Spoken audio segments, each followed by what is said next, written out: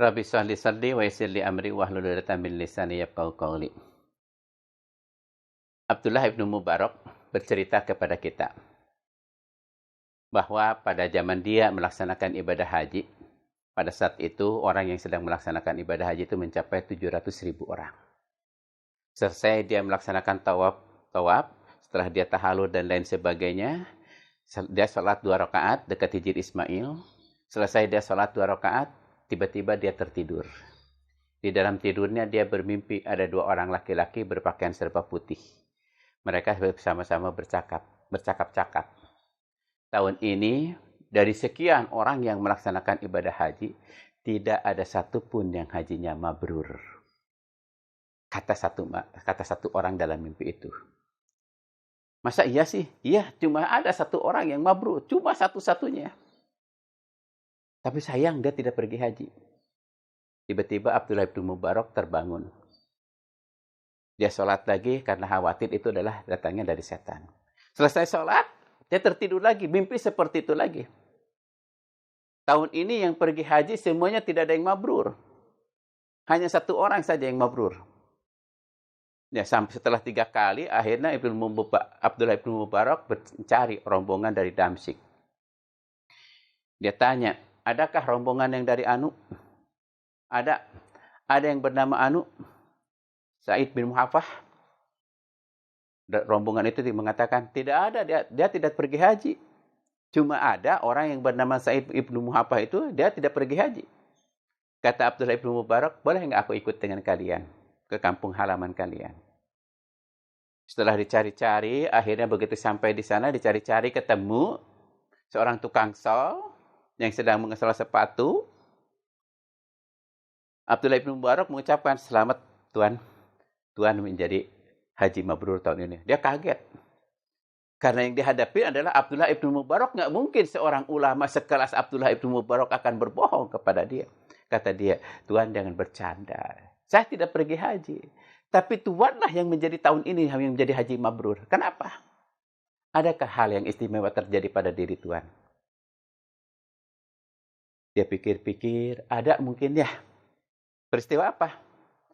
Memang kalau orang tiap tahun pergi haji, kalau saya mendengar baik, Allahumma la baik, saya menangis, sedih, ingin pergi haji. Akhirnya saya menabung, sampai tabungan saya itu cukup untuk pergi haji. Begitu saya buka tabungan cukup untuk pergi haji, lagi ngitung begitu, istri saya yang sedang ngidam tiba-tiba berkata kepada saya, Pak, masakan tetangga kayaknya enak ya Pak ya. Bisa nggak Bapak mintain? Ya, karena istri yang sedang ngidam dia paksa. Terus diminta seperti begitu. Nah, akhirnya dia jalan. Ya, dia jalan menemuin tetangganya. Begitu dia nemuin tetangganya, dia berkata, Assalamualaikum. Begitu dibuka, seorang ibu yang keluar. Ibu, mohon maaf, masakan ibu rasanya enak deh Bu. Boleh nggak kami minta? Si ibu itu terbengong aja mengatakan. Dia berkata untuk kedua kalinya, Ibu kenapa? Boleh nggak saya minta untuk istri saya sedang hamil? Dia masih diam aja. Begitu ke ucapan yang ketiga kali, si ibu itu baru berkata, Tuan, mohon maaf. Bukan saya pelit. Sekali lagi, Tuan, bukan saya pelit. Halal bagi kami, tapi haram bagi Tuan. Maksudnya, kami ini sudah beberapa hari tidak mendapatkan makanan. Tadi subuh, tatkala kami keluar, di tengah perjalanan ada bangkai keledai. Itulah yang kami bawa, itulah yang kami masak, itulah yang Tuan tercium.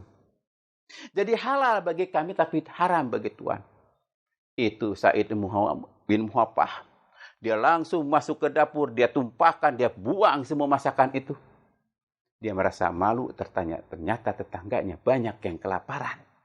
Dia lupa dengan kewajiban-kewajibannya.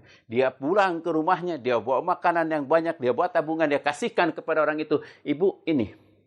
Biar ibu bersama anak ibu yang yatim sebanyak 6 orang ini bisa makan dan ini dijadikan modal. Biarlah tahun ini saya tidak pergi jadi haji. Tidak jadi pergi haji. Nggak jadi masalah. Yang penting ibu jangan sampai kelaparan bersama keluarga. Subhanallah hadirin. Di sini kita banyak sekarang ini. Orang tidak peduli dengan tetangga, orang tidak peduli dengan depan, kanan, kiri, belakangnya. Kita enak saja berbuka puasa, berbuka puasa dengan segala yang serba wah kadang-kadang karena kebutuhan orang berpuasa tuh berlipat ganda, makanan juga diada-ada. Tapi kita suka lupa dengan tetangga kiri kita. Bahwa kita lihat tetangga kita, ada enggak tetangga kita yang kelaparan? Mereka berbuka hanya cukup dengan air putih. Tidak ada yang dimakan oleh mereka. Ya. Sa'id bin Muhaffaz tidak jadi pergi haji, justru dia yang hajinya mabrur daripada orang yang sedang melaksanakan ibadah haji pada saat itu. 700.000 orang hanya dia yang hajinya mabrur. Mungkin kalau kita sedang berbuka puasa, kita sedekahkan bagian puasa kita untuk tetangga kita yang kelaparan. Mungkin inilah yang menyebabkan ibadah puasa kita diterima. Subhanallah. Jadi berbagi itu memang indah. Kepedulian dengan tetangga itu memang nikmat. Ya, kita akan merasakan penderitaan mereka kalau begitu kita merasakan pedihnya. Maka Sa'id bin Muhaffaz mengatakan, "Bunda, ini buat bunda. Buat makan bunda bersama anak-anak bunda. Biar saya tidak pergi haji tahun ini nggak jadi masalah. Yang penting bunda bersama anak-anak tidak kelaparan." Ingat ya saudaraku. Jangan sampai terjadi pada lingkungan kita. Kita berbuka dengan segala macam, tapi ada tetangga kita yang kelaparan hanya cukup dengan air putih. Cukup juga saya di sini ya. Assalamualaikum.